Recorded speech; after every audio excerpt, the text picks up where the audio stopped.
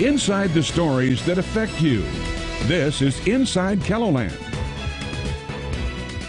Thanks for joining us. I'm Angela Kennecke. It's an alarming statistic that is often overlooked. Native American women face murder rates that are more than 10 times the national average. And it's not just women who are targeted. Native American children and teens are also subjected to a high rate of violence. In recent years, there's been a renewed push to draw focus to this problem and to look for solutions.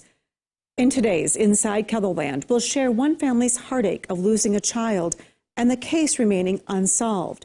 We'll also talk with the Sovereign Bodies Institute about their efforts, as well as what's being done to address the issue right here in South Dakota. Nearly 2 years ago, KELOLAND News investigated the suspicious death of a 15-year-old boy on the Rosebud Reservation in south central South Dakota. Alize Millard was found hanging from a tree in a remote part of the reservation, often used as a party spot by teens.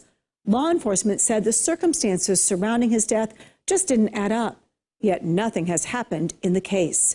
Now, his family is speaking out. They say Alize was murdered, and they know who did it. We follow up on this story and uncover shocking new evidence in the case. Nearly 2 years after 15-year-old Alize Millard was found hanging from this tree near Grass Mountain, his mother and grandmother struggle to cope with their loss. He got to graduate in 8th grade. He was going to be a freshman. His smile.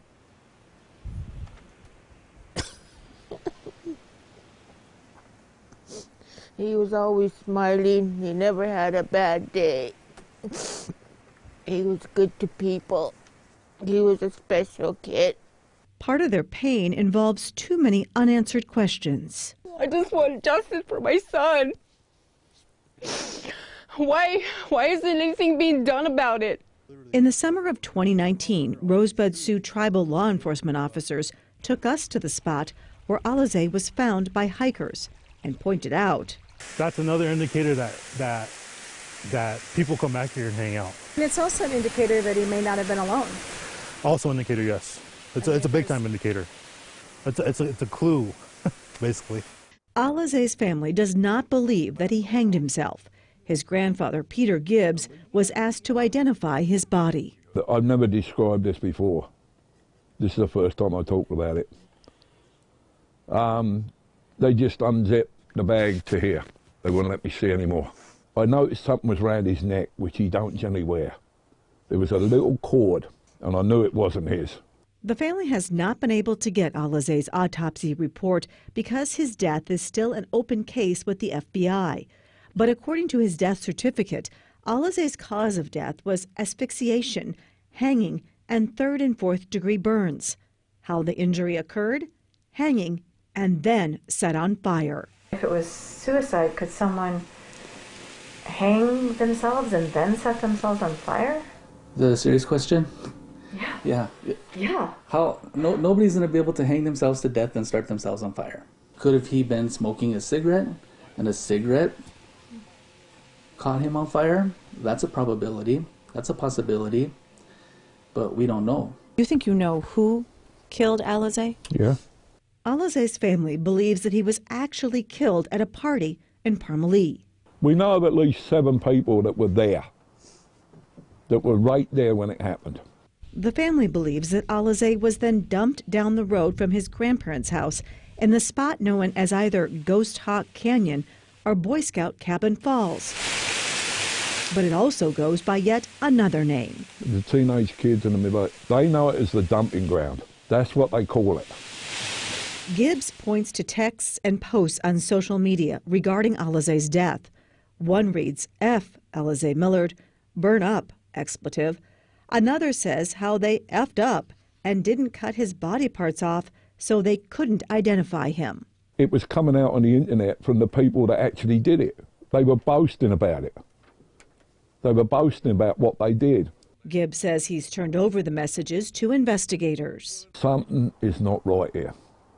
We've given them the information. We even gave them the names of the people. And once the police go and talk to this potential witness, their story is never the same as what the family tells us. So those are some of the hurdles that we have. When it comes to getting answers to the family's very specific questions about the death of Alizé, the Rosebud Sioux Tribal Police says it's the FBI's case, and the FBI isn't talking. The FBI has conducted hundreds of interviews. They have done their work on this case. Do you believe that Alizé took his own life? I don't know. And that is why this case will remain open. We didn't close it as a suicide.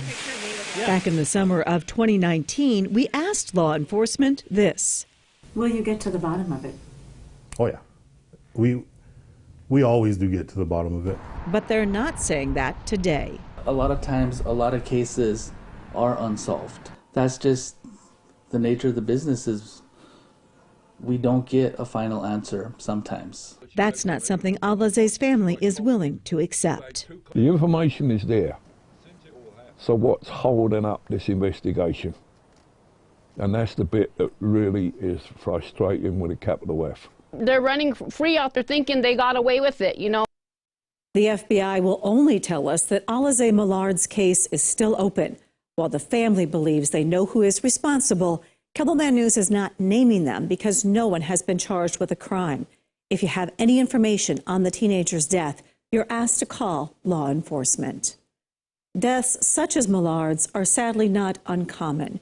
In 2019, South Dakota reported 16 total murders across the state. Half of them occurred on reservations. One of them was Millard. Last year, Rosebud Sioux Tribal law enforcement investigated 4 homicides. To see how Rosebud compares with another similarly sized county, check out this KELOLAND.com original story by KELOLAND's Jacob Newton. We're going to take a quick break. When we come back, we'll be talking with a nonprofit working to end gender violence against Indigenous people. Stay with us. Inside KELOLAND, we'll be right back. Welcome back to Inside KELOLAND. 62 of the 90 South Dakotans currently reported missing are Indigenous. That's about 70%. Now, this isn't a new problem, nor is it isolated to just South Dakota. Joining us today via Zoom to help raise awareness on missing murdered Indigenous people is Michaela Madrid of the Sovereign Bodies Institute. Michaela, thank you for being with us today. Hi, happy to be here. Thanks for having me. I understand you're from South Dakota. Yes, I am. I was born and raised in Pierre and also spent some time in Martin and White River. So definitely excited to be here on KELOLAND today. Michaela, tell me a little bit about what Sovereign Bodies does.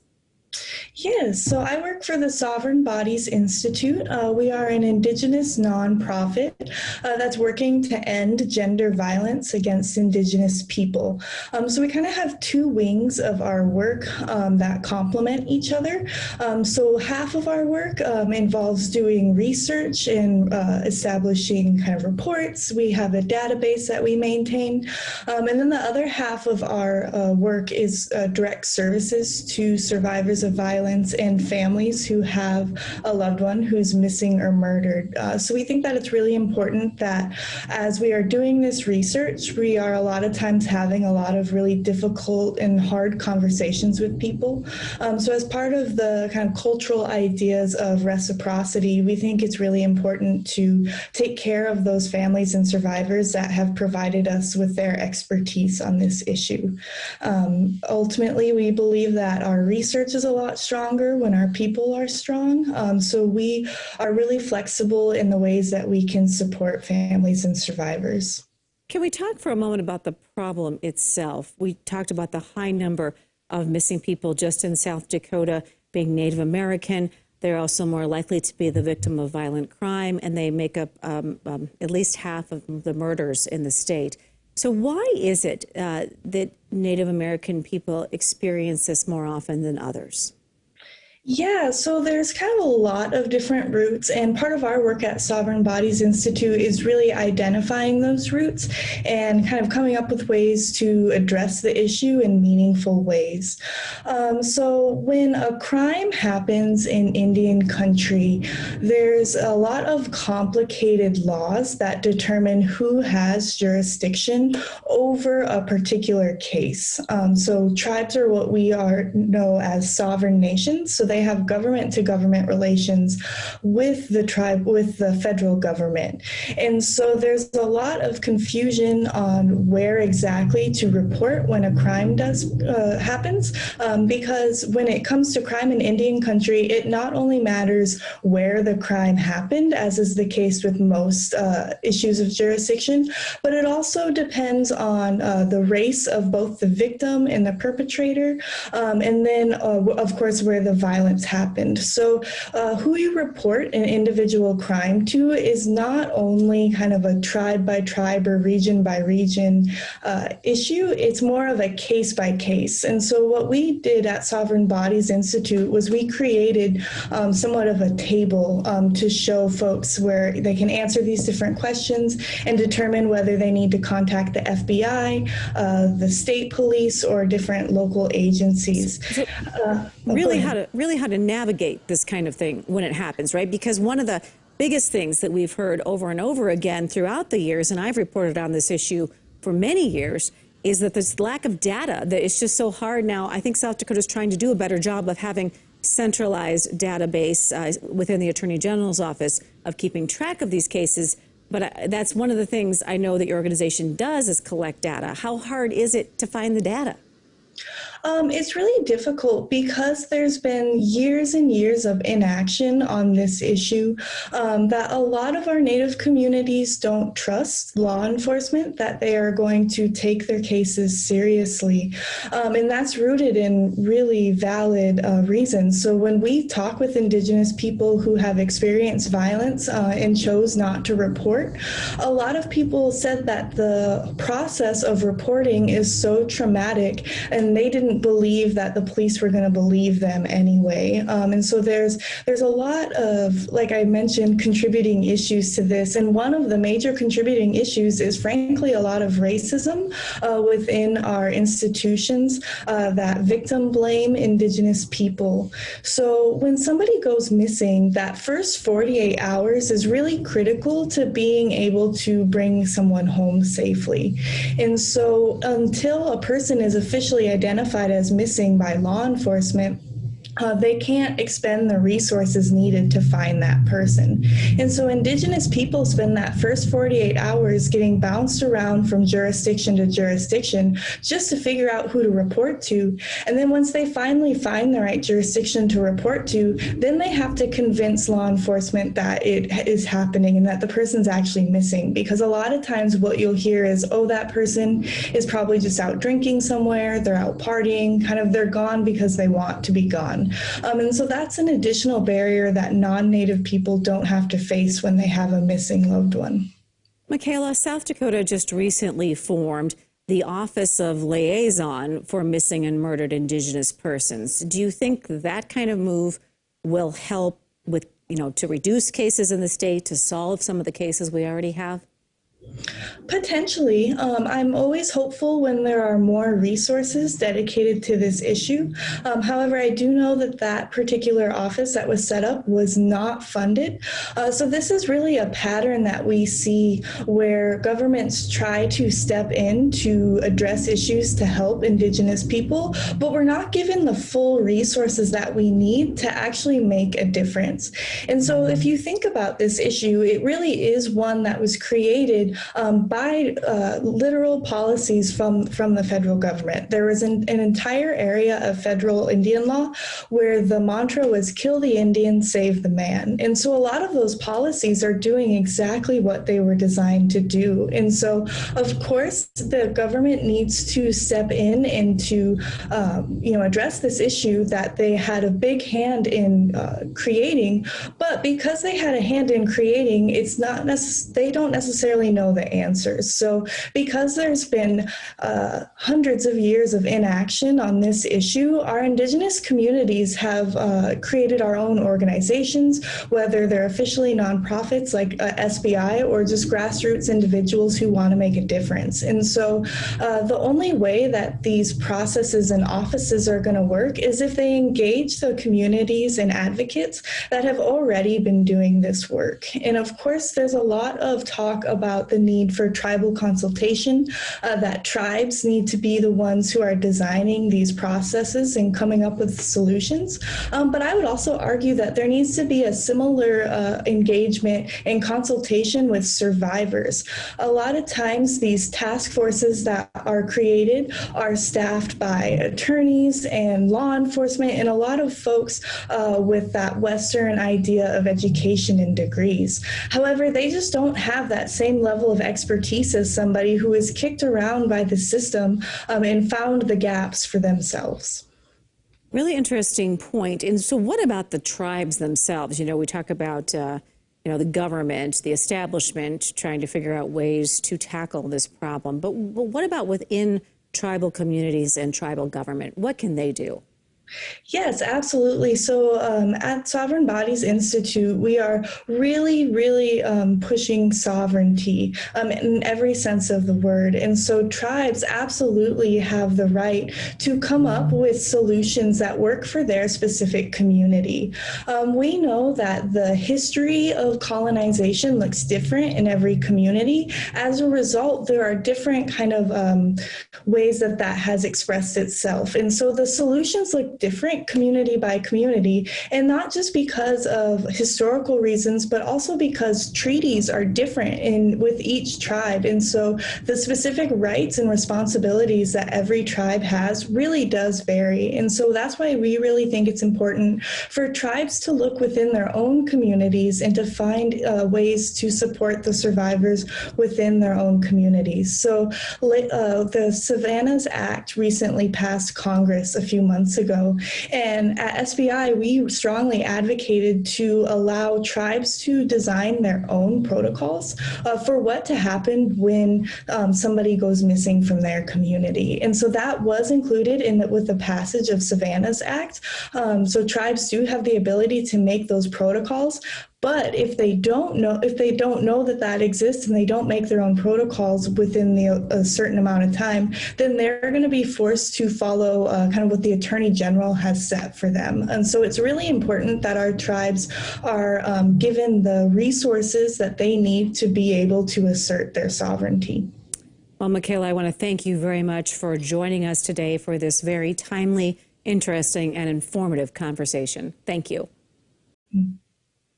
Welcome back to Inside KELOLAND. One of the issues South Dakota lawmakers tackled in this year's legislative session was finding missing Indigenous people in the state, as well as solving murder cases.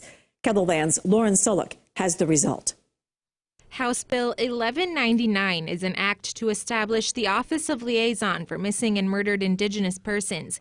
Yesterday, Governor Kristi Noem signed it into law. KELLEN returns from Scout, works for the Great Plains Tribal Chairmen's Association, and worked closely with lawmakers on this bill. This issue has been an ongoing issue, and raising awareness certainly is one thing, but taking the steps towards addressing it and trying to find some solutions to those ongoing sort of obstacles that are really hindering the process of trying to find, trying to curb those jurisdictional gaps. The office would serve as a space for all jurisdictions, from tribal to federal, to work together in locating missing or murdered Indigenous persons. It will be established through the Office of the Attorney General. This office that seems like is pretty insignificant, and that it's a kind of a no-brainer. It doesn't exist, and people don't understand, I think, a whole lot of understanding about those jurisdictional gaps, those jurisdictional gaps that exist either from just historical, just continuation of misunderstanding and lack of understanding. Leaders from each of the 9 tribal nations in South Dakota testified in favor of this bill. Having tribal leaders come and say that we're willing to work together, to find, the federal funding, we're willing to find, how we will staff this office and how we can work together and coordinate. That's an important step. Lauren Solik, KELOLAND News. Now, if you'd like to read the full text of House Bill 1199, you can take this link under the story on KELOLAND.com. A new initiative in Rapid City hopes to create a school specifically with Indigenous students in mind. We'll share that plan when Inside KELOLAND returns. Stay with us. Welcome back to Inside KELOLAND. It's the first of its kind in South Dakota. An Indigenous-led school is in the works with NDN Collective in Rapid City. KELOLAND's Sydney Thorson talks with members of the Education Equity Program to explain how it will benefit both students and the community. The goal of this new private facility, named the Ochete Community School, is to help Indigenous students succeed. We know that public education has been a compulsory imposition on Indigenous people since its inception. Sarah Pierce is the director of NDN's Education Equity Department. She says Indigenous students in South Dakota are among some of the lowest in terms of graduation, achievement, and mobility rates. Our goal is to really reclaim what has been lost through the process of boarding schools, the boarding school movement and such, and be able to educate our kids in the way that we know will benefit them most. NDN Collective is partnering with NACA Inspired Schools Network, or NISN, to lead the school's design process. NISN is an organization that supports leaders in Indigenous communities to develop these community-based schools. The whole school and the curriculum will be designed around the Ochete essential understandings. Our school will have a lot of land-based learning.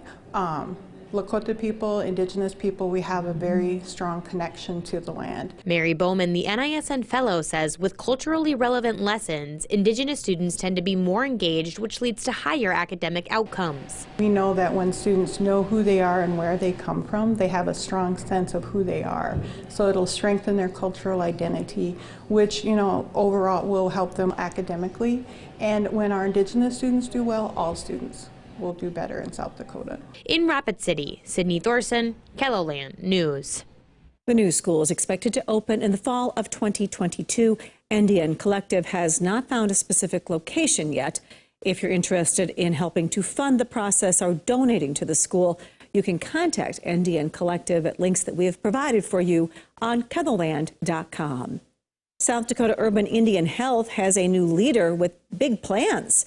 Michaela Sieber grew up in Sisseton and is a member of the Sisseton Wahpeton Oate tribe. She started her own role leading the nonprofit Health Corporation in February. It means so much. It was, never anything I expected of where I would go as in my career, but it means so much. I think it makes a lot of sense with all the experiences I've had to be in this space, providing care to our urban relatives. It means a lot to me. To be trusted with the responsibility. So I'm really excited and just humbled for the opportunity. One of her first missions as CEO is creating a new cultural health department focused on holistic health care. South Dakota Urban Indian Health has clinics in Sioux Falls and Pierre and are welcoming people of all ages, people regardless of their race. And that is all the time we have for today. If you'd like to learn more about today's topics, just go to KELOLAND.com and be sure to join us again next week.